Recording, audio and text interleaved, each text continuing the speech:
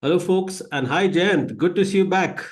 Hi, Leslie. Good to see you again. How was your weekend? The usual question, and I don't change this question. Yeah, but this time you also know extremely well that I was recovering or recuperating from the Digital Innovation Summit hangover. We had a very packed session on Friday in Bombay. Okay, hosted by Mint and you. So the weekend went in just that hangover and recovering from a whole lot of information download. Honestly. Yeah, so for the benefit of our viewers and listeners, we had a lovely time. It was the Mint Digital Innovation Summit, and we had a lot of tracks on AI, digital innovation, because today actually AI and Gen AI are part and parcel of digital transformation of any company, yeah, own individual lives, and whether it's even the governments. So there was a host of topics we were talking about.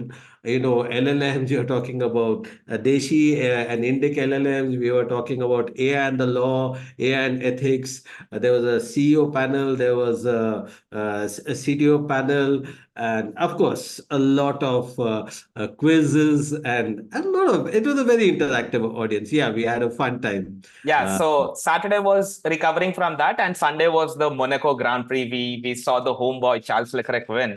Okay, and in fact, Vamsi also joined us in a group screening actually. oh, Yes, it was great. fantastic. So, viewers and listeners, if you're wondering who Vamsi is, you should be familiar with the word called kosher. So, in Hebrew, kosher means fit or proper. So, kosher food is any food that is fit for consumption by Jewish people. No, I'm not speaking about the Israel or the Hamas thing, but we have so Vamsi Krishna is the founder and director of Kosher Climate, which was started by a team of young professionals way back in 2012. And of course, the aim was to provide services in carbon markets by guiding companies to reduce their carbon footprint and adhere to sustainability. So Vamsi is a former CDM meth panel expert. If you're wondering what these acronyms are, no, meth has nothing to do with what you have in mind. It refers to, yeah, it refers to the methodology panel of the clean development mechanism. So this is, the CDM, if, for those who might not be aware, allows emission reduction projects in developing countries to earn certified emission reduction credits, which are known as CER credits. Each is equivalent to 1 ton of carbon dioxide.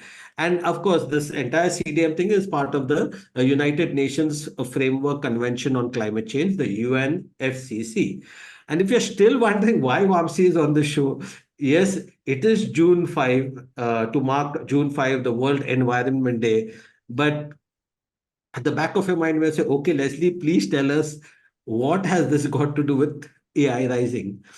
It has got a lot to do with AI rising because research by PwC UK, which was commissioned, of course, by Microsoft, but these are independent research papers that are done by these consultancy bodies. So, research, it models the economic impact of AI's application to manage the environment across four segments: agriculture, water, energy, and transport. Now, the research estimates that using AI for environmental applications could contribute up to $5.2 trillion USD to the global economy in 2030. So this is kind of a 4.4% increase to business as usual.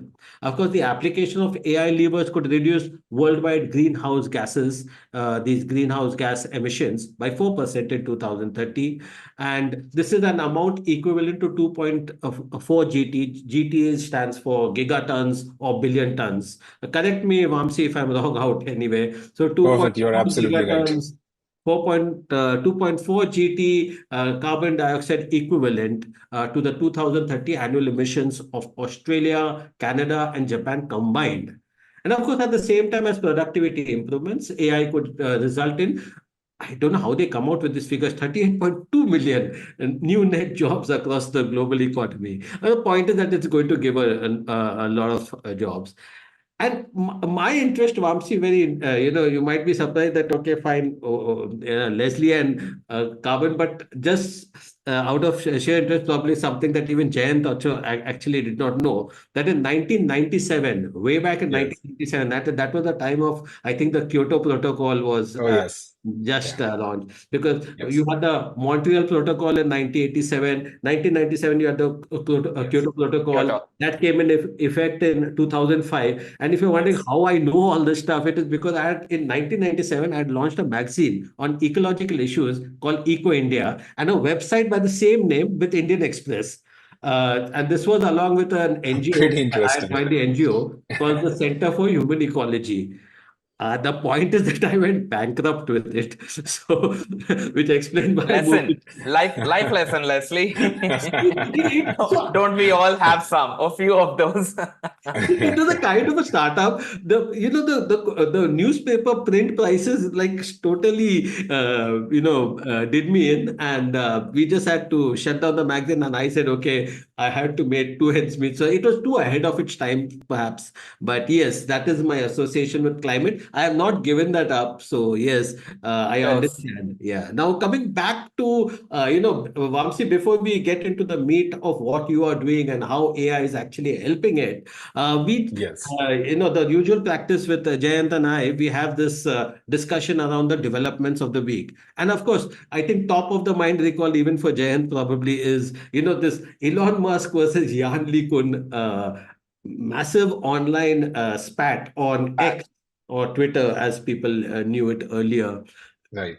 This is this all started very interestingly with this XCI. I think so the XCI is which is Elon Musk's AI AI company. venture. It had already, I think, announced a $6 billion Series B funding by top investors to advance its AI system, including its Grok One models. With now the funding will fuel product, go market. I mean the usual kind of stuff that happens. But the interesting part is the Elon Musk put out some kind of an advertisement, say that he was wanted to recruit talent for his AI startup, and that is where the spat started. So Yann Lee could intervene and said, you want to join a person who's already, I mean, I think it was.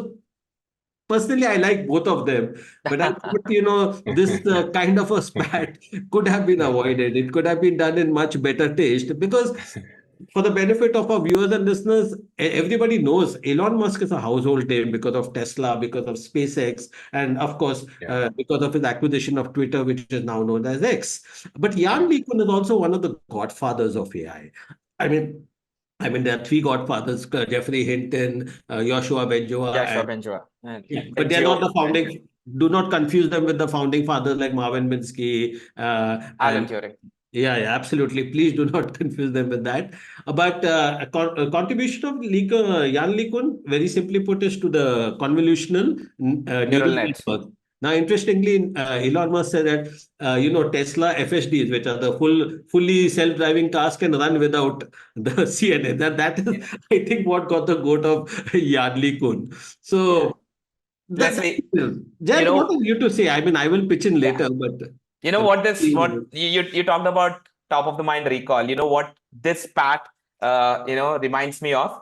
Back in April 2019, exactly 5 years back, okay, Elon Musk came in public on a couple of conferences and said LiDAR at that point of time, the only technology that was used in autonomous driving at the fundamental core level. And he said LiDAR is lame. Only losers use LiDAR. This was his actual quote. And he said Waymo and Uber's autonomous driving solutions, they'll all move away from LiDAR. This was 5 years ago. Okay. And then he went on to explain how Tesla is using a completely different, this one for vision for autonomous driving. And now he comes and says the convolutional neural nets or CNNs as we know it, which are again the core methodology for all things AI. I mean, that's the only proven.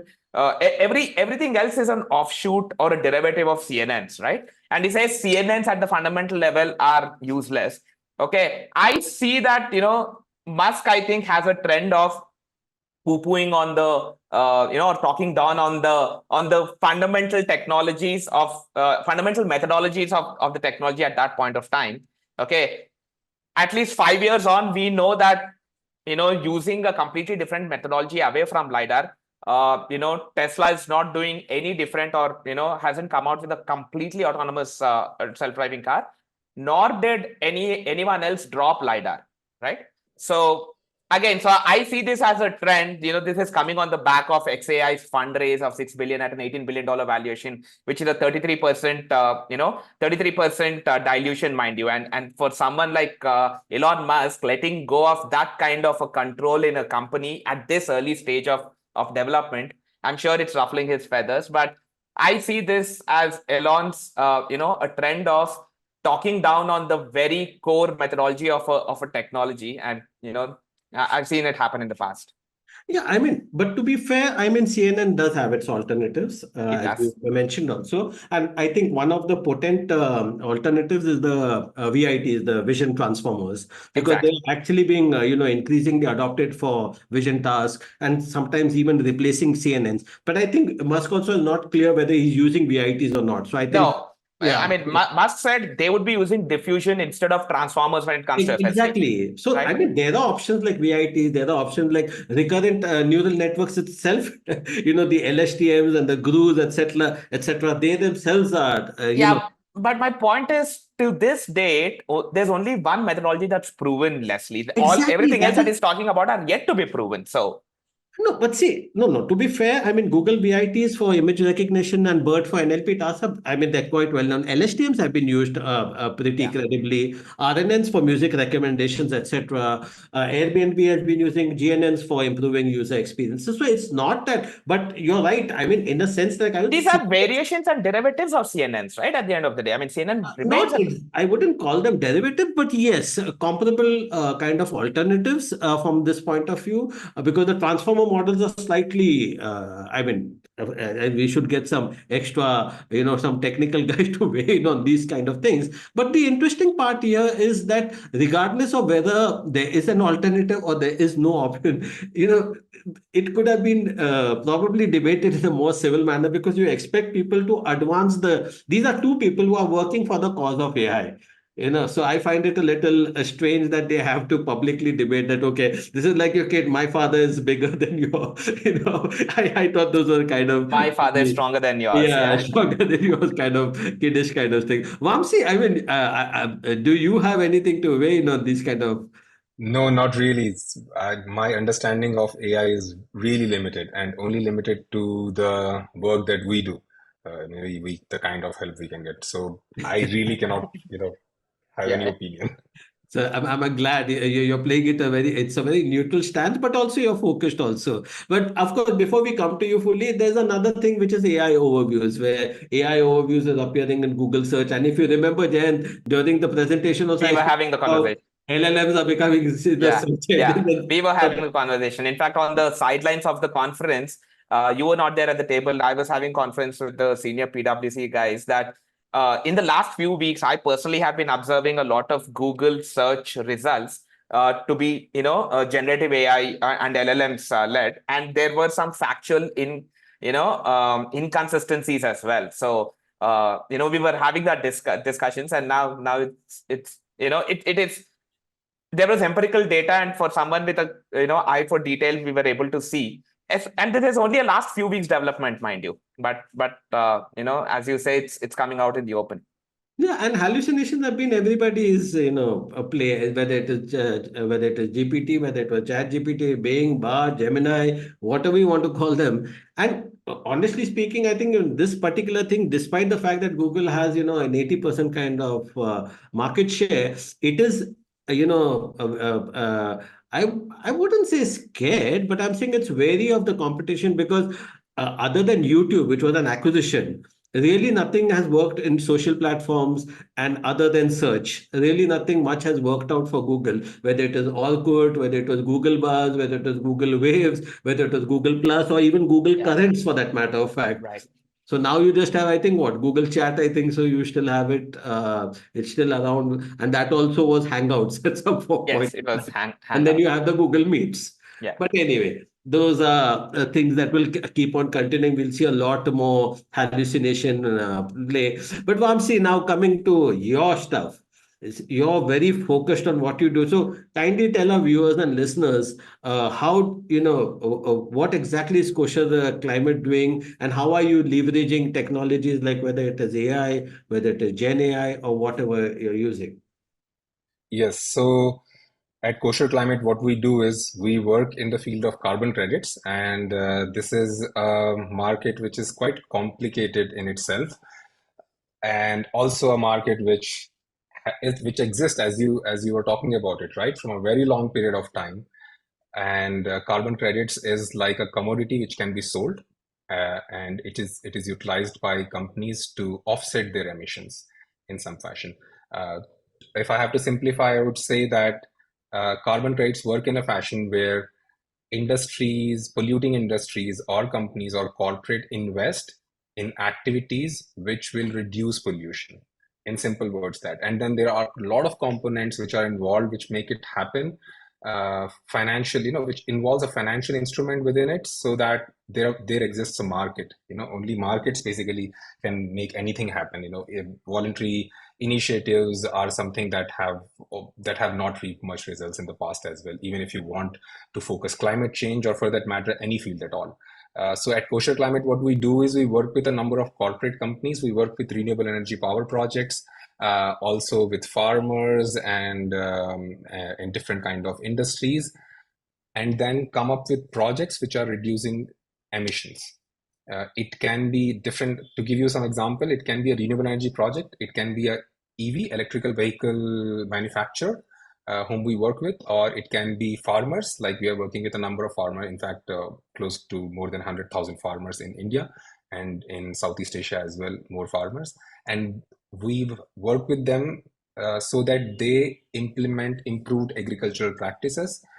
It can be avoidance of methane through reduced usage of water, or it can be less usage of fertilizers or other practices. It can be tillage, or number of things exist. And then we also do projects which are mangrove, which are as simple as just going and planting mangroves. It's not really that simple as it sounds. There has to be a lot of care taken, for the community has to be engaged for this activity.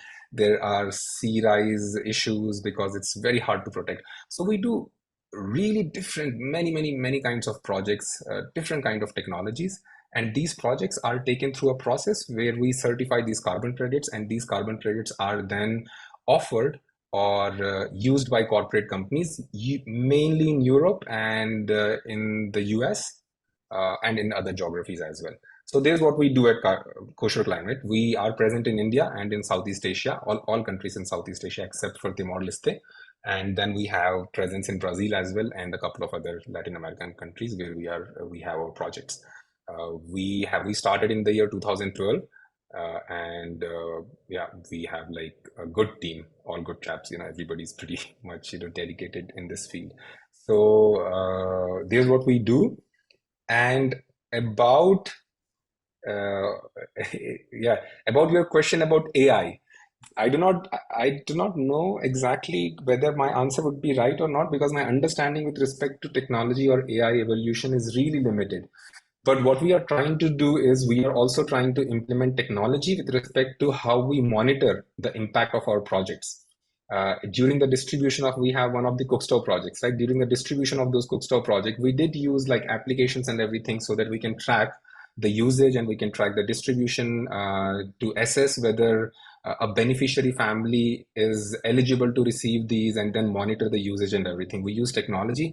And then what is really picking up and what is super interesting in our field is something called as DMRV, which is the digital monitoring. Basically, it's a process by which we use technology to ensure that everything is connected. What I mean to say is, from the whole process is very complicated, right? We have to collect data, and then document that data, and then get it certified and get the credits issued. It's a very lengthy process, very cumbersome.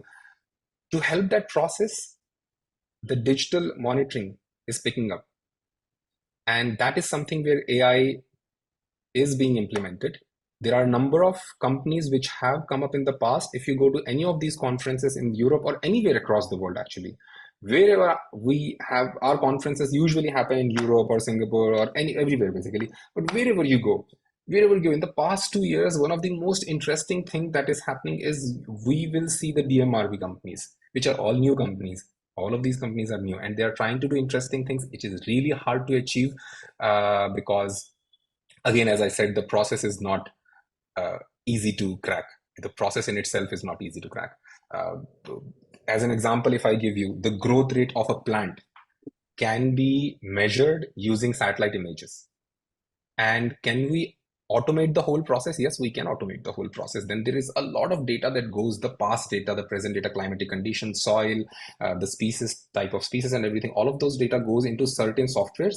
And those softwares, if you include satellite images, you can possibly get the kind of biomass that has been generated. I mean, like the growth of the plant. So there are multiple ways to do it. Again, these are all very, very new models. These models are not proven, but again, AI, I do not know if it is typically AI or not, but there is some AI component within those applications as well, is what I know. We are also trying to do something a very initial stage. I'm not even eligible to talk about it at this point of time because we're still trying to figure out whether it will make any sense. We have done some kind of experimentation, and actually we failed because it's not that straightforward to achieve. But we are also trying certain things where we want to implement AI within the whole process. In my opinion, in the next 3 years, close to 3 years, when we expect the carbon market to uh, again pick up drastically around 2026, 2027. We think by the time AI would be ready as well, and many companies will have their AI products ready and already being used by the end consumers. Yes. Vamsi, So yeah.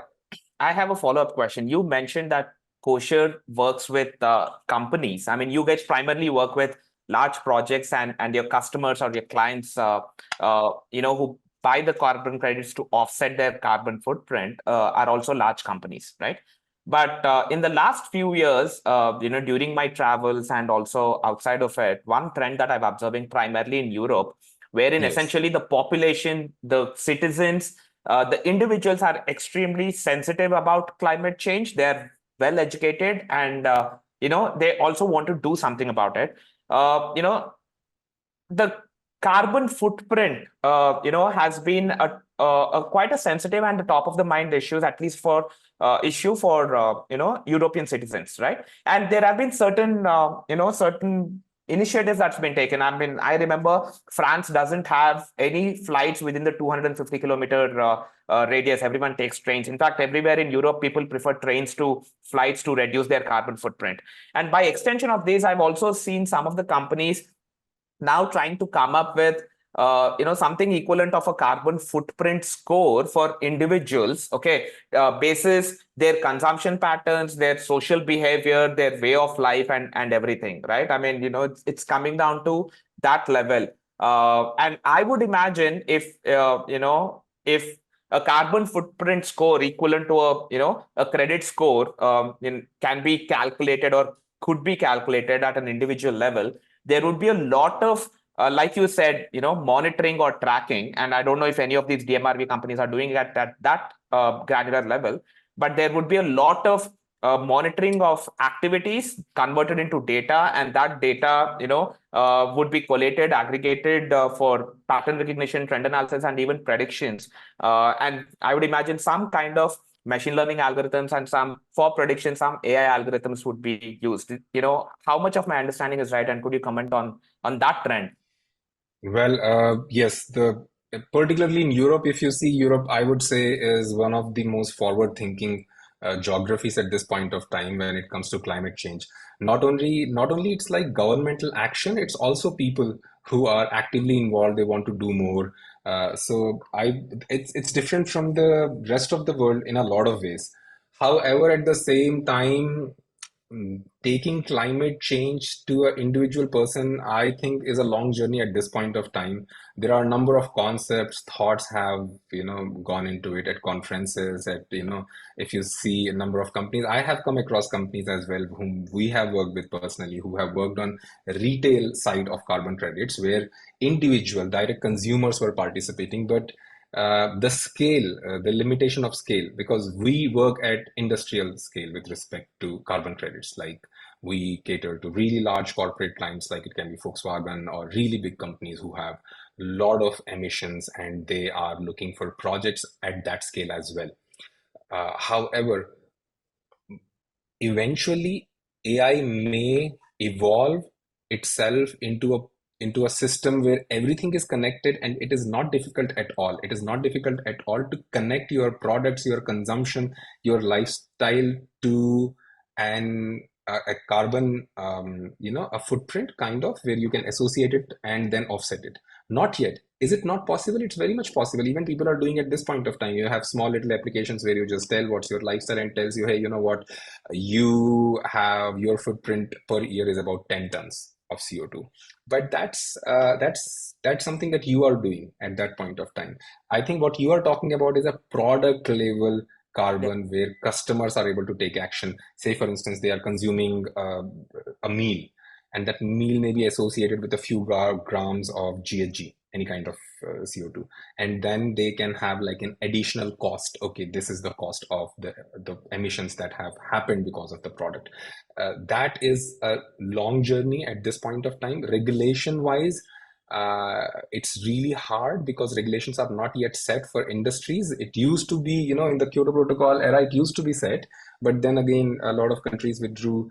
Now we have a voluntary market where people are taking decision voluntarily. Companies are doing it voluntarily, their emissions offsetting and everything. So there is some time for us to reach there, but it possibly will definitely happen. No, but also, the problem with that carbon credit score is that there's always a feel-good factor about it. And, Right. I mean, especially when it comes to individual, there'll be a lot of bragging about, this It's is, like the Uber rating. I'm a yeah. 4.9 starer. Yeah, but at the Yeah, same yeah, time, it also could be misused to, sort of, have a one-upmanship over somebody. And not everybody can share, especially in a country like India, where yeah. fossil fuels use is still very rampant for reasons which everybody knows. It's more because of poverty and because of other kind of uses, rather than lowering your carbon footprint. So imagine somebody from a richer section of society talking about the carbon credit score and putting the other person at a massive disadvantage, especially in developing countries. Probably, it may not. I mean, it's a good thing to do, but Yes. not use it to judge people, or it could be misused. But then, for that matter of fact, everything can be. Yes, and also in Europe and a number of places, definitely yes. We can have a system where people can brag about it. Uh, Again, as I was mentioning, it would be an ideal system definitely, and there would be, of course, downsides to it again. However, to implement it would possibly be a long shot, because we were having this discussion some time back, and because we keep exploring what are the possibilities, and what we figured out, not exactly this, something similar, is data with respect to have this done is impossible to acquire. Hmm. It is fully protected, and if in the world anywhere it can work in Europe, and that too in Europe specifically, maybe Germany, and that too in Germany's one specific Frankfurt or somewhere, or maybe Bonn, somewhere like that, and then uh, we will never be able to get that kind of data. It Mm. In Europe, it's very hard. uh, can there not be a solution? Of course, yes. There can be a solution where you are not accurate, and you can say, okay, there's a thumb rule. Say, for instance, something like that. But that again may work, if it is done very well. But it's yeah, at this point of time, uh, with respect to how much emission people will have and the kind of resources that will go into creating such a system and to market it that level, I think that it would be hard. Like to make it popular, it would require a lot of funds. Maybe really big companies can do it. They can And how are start with you an checking? experimental. How are you sort of checking the authenticity of the data? Yeah. So that's one of the challenges I said. Yes. So you mean to say with respect to the data that we collect from people? Yeah, yeah. Oh yeah, of course, yes, yeah, absolutely. And that's why only AI, like you don't use, this is where AI possibly will change everything, right? And I can only imagine about it, where you do not have an input from your end at all. You don't really do anything, and you Mm. have that set Mm. AI system. And say, for instance, on 31st of March, your application or somewhere how your tax returns are connected. It tells you, hey, you know what, uh, as per your lifestyle you are charged a carbon tax of Carbon tax. $300. Yeah, $300. We Yeah, it would be outstanding, but I can only Yeah, imagine. but as I said, again, the problem is when Yeah, you use a kind of a Western model and sort of superimpose it on a developing country, you're going to run into very big exactly. issues Yeah, later. Impossible. yeah. Yeah. That's completely different. Vamsi, I have a question on something that you said. You said there are a bunch of DMRV companies, the data monitoring companies that are coming in, that are sprouting up in your field, right? Yes. Uh, my question is, what is the composition of these companies? Are they primarily, data scientists and technologists and engineers, starting these companies in the climate space, or it's actually the climate professionals and the carbon credit professionals who are starting these companies? I'd be very Well, interested to know that. yes. It's mostly so I have seen a few companies, and I would say majority of them are, somewhere connected to the sustainability field, Mm-hmm. somewhere like that. Mm-hmm. And some of them, or maybe a co-founder, is from tech, Understood. and another co-founder is either connected in sustainability. And then I have also seen that there is a tech person, one co-founder, and there's another person who is like a great marketing person. Yeah, Mm-hmm. and then they try to do it. Wow. However, there are no, as far as I know, there are no climate change or carbon trade companies specifically doing it. Mm-hmm. Maybe eventually they will do it. Eventually it may happen, but it's a really long journey. And without a doubt, a number of these companies will also find it hard to establish themselves within this carbon market, because of how complex it is with respect to regulations as well. So they may start the whole process of developing that AI thinking that this is what we need to prove. And then you do everything and you realize, oh, we just realized this is not enough. This is not enough. We need to do something which is almost impossible to do. And I'm Mm-hmm. just saying it like it's a qualitative statement. Why I say this? It's hard for me to explain. I can go into the details, but it would be very boring.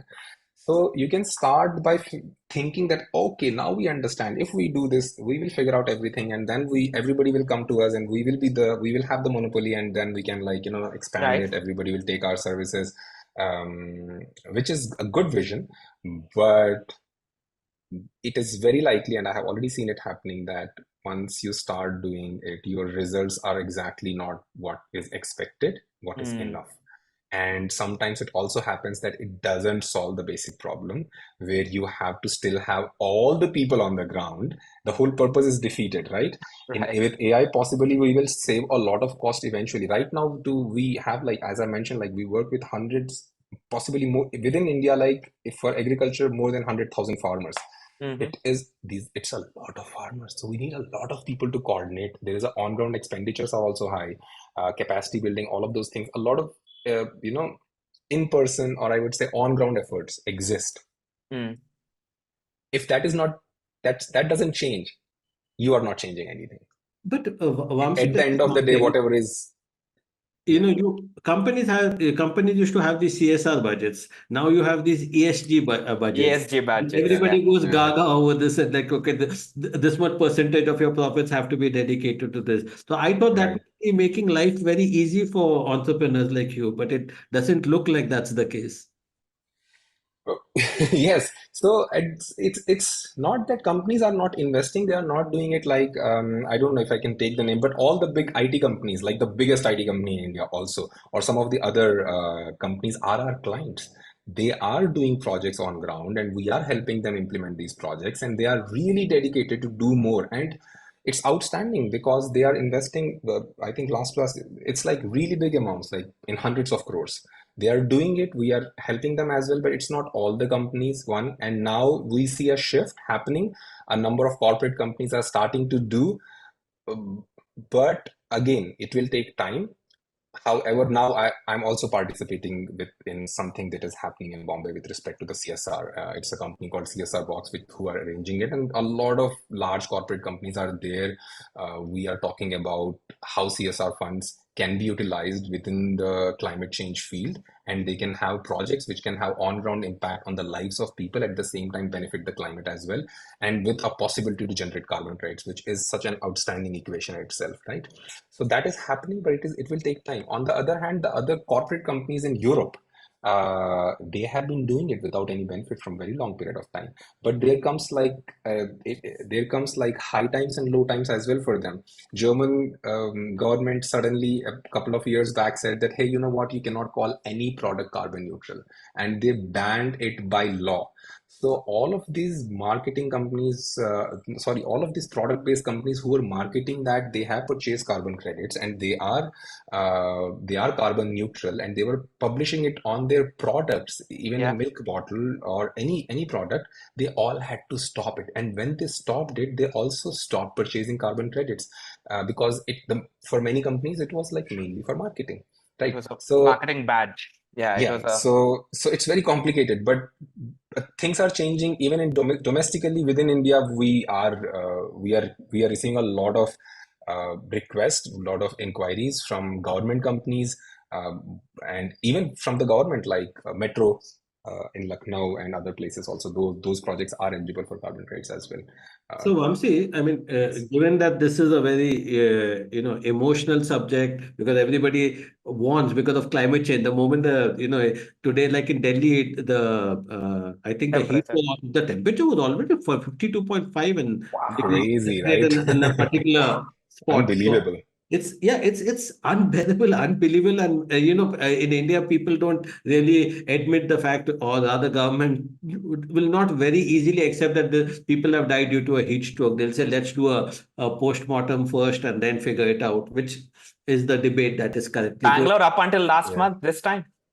Oh Yeah, my I God. mean, so Bangalore. there is Yes. so it's There's a no very doubt about emotional how kind climate of. has changed. Yeah, it's Yeah. a very Uh, emotional subject, and it's also, sort of a highly regulated kind of sector, as you said. So before we conclude, Vamsi, what would be your advice? Say two or three points that yeah. you can tell aspiring budding entrepreneurs or aspiring entrepreneurs who are trying to get into this field and who see it like a kind of uncharted area, but a very Yes. Yeah, lucrative, but also some would want to get into help people.